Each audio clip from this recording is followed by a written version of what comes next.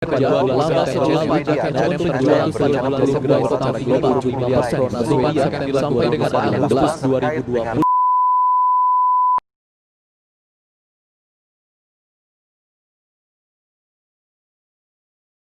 Assalamualaikum warahmatullahi wabarakatuh. Selamat pagi, salam sejahtera buat kita semua. Di sini saya bersama kelompok saya akan membahas suatu berita tentang COVID-19 yang mengakibatkan beberapa banyak toko fashion yang tutup dikarenakan pandemi ini, yang seperti yang kita tahu dunia saat ini sedang tidak stabil, terutama karena masalah pandemi COVID-19. Sehingga pembatasan sosial akibat COVID-19 ini memperburuk keadaan sejumlah retail fashion. Maka tak jarang banyak perusahaan yang memutuskan untuk memangkas karyawan, bahkan harus menutup toko mereka. Di tahun 2020 setidaknya ada 7 merek besar yang memilih menutup gerainya di seluruh dunia. Salah satunya adalah H&M. Jadi H&M sendiri sebuah perusahaan multinasional yang memproduksi berbagai macam pakaian. Nah, nama H&M sendiri terbentuk dari inisial nama pencipta mereka, yaitu Hermes and Mauritz. Perusahaan ini berasal dari Swedia, dan H&M sendiri memiliki 4.500 toko yang sudah tersebar di seluruh dunia. Dan di Indonesia pun sudah ada sebanyak 40.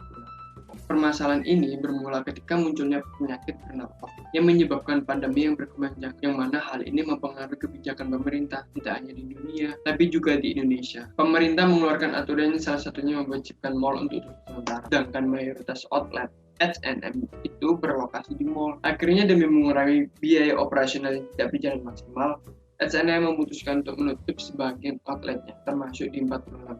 Dari kasus tutupnya banyak outlet, akhirnya timbul prasangka di masyarakat bahwa H&M itu bangkrut. Padahal faktanya H&M tidak bangkrut, teman-teman, melainkan sedang melakukan transisi, yang mana H&M berfokus pada penjualan secara online. Penjualan online ini sendiri dirasa memudahkan konsumen agar tetap bisa membeli dan menjangkau produk H&M di kondisi pandemi COVID-19. H&M akhirnya memutuskan untuk menutup beberapa outlet yang tidak dapat beroperasi secara maksimal, dan salah satu bukti bahwa H&M tidak bangkrut adalah H&M melakukan ekspansi ke Makassar guna memperkenalkan produk dan brand mereka di daerah tersebut. Karena di Makassar sendiri masih belum ada outlet H&M di sana.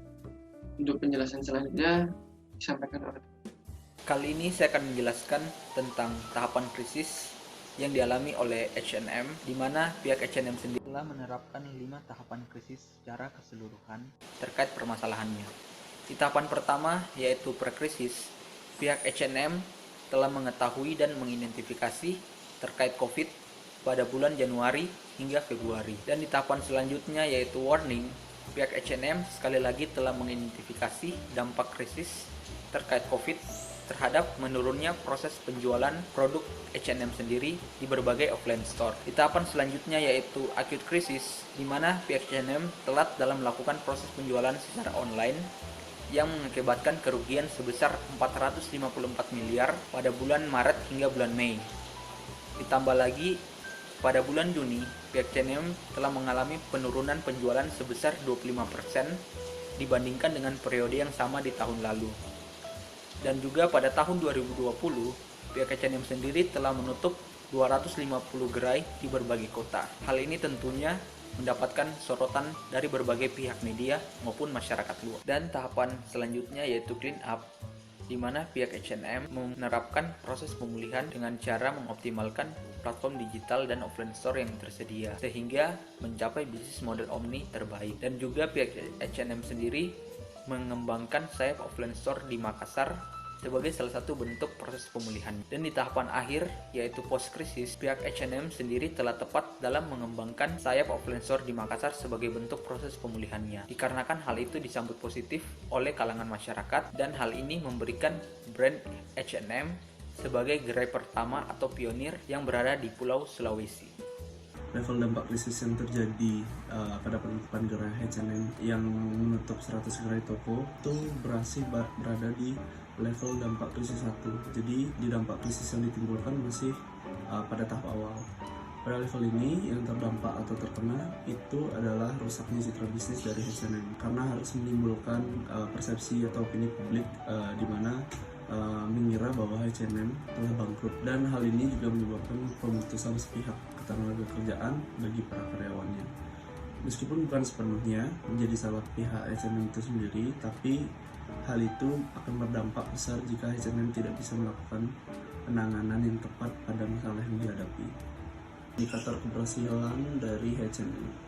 Jadi H&M berhasil mematahkan opini publik dengan membuka cabang baru di tengah isu kebangkrutannya.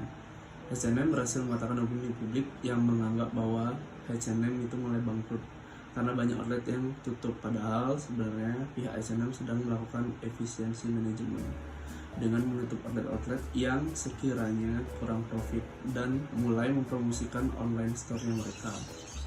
Hal ini dibuktikan dengan tetap dilanjutkannya atau pembukaannya outlet-outlet baru, salah satunya yang ada di Makassar, dan mendapatkan respon yang sangat positif dari masyarakat di sana. Outlet itu yang ada di Makassar itu termasuk outlet pertama yang berada di Sulawesi. Jadi hal ini membuktikan kepada publik bahwa sebenarnya H&M sedang melakukan pembenahan manajemen. Lalu untuk strategi yang harus dilakukan oleh H&M jika memang mereka hendak berpindah dari offline store lalu menuju ke online store, pertama mereka harus menyiapkan beberapa fitur-fitur kunci. Di antaranya adalah seperti misalnya membuat avatar yang bisa dikustomisasi oleh pengguna sesuai dengan profil tinggi badan, berat badan, bentuk muka, bahkan bentuk tubuhnya juga. Sehingga customer ketika hendak berbelanja pakaian, mereka bisa mencoba mengaplikasikan pakaian tersebut ke avatar mereka. Sehingga ketika nanti mereka membeli produk tersebut, mereka mendapat gambaran seperti apa pakaian tersebut ketika hendak digunakan. Nah, setelah mereka menyiapkan beberapa fitur kunci tersebut, mereka harus mulai mengkampanyekan bahwa H&M ini hendak berpindah dari offline menuju ke online. Seperti apa caranya? Mungkin bisa dengan melakukan trial dan edukasi kepada customer di offline store mereka.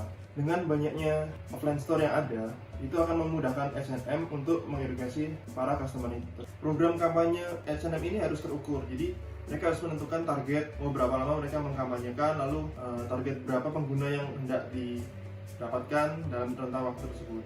Jadi harus terukur dan juga strategis.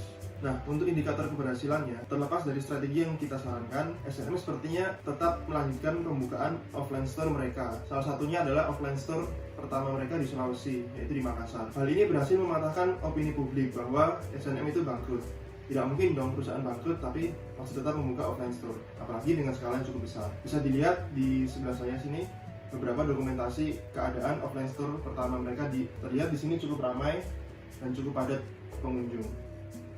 Lalu pihak H&M juga mendapatkan beberapa pemberitaan dari media massa online di Makassar. Berikut pemberitaan yang didapatkan oleh H&M.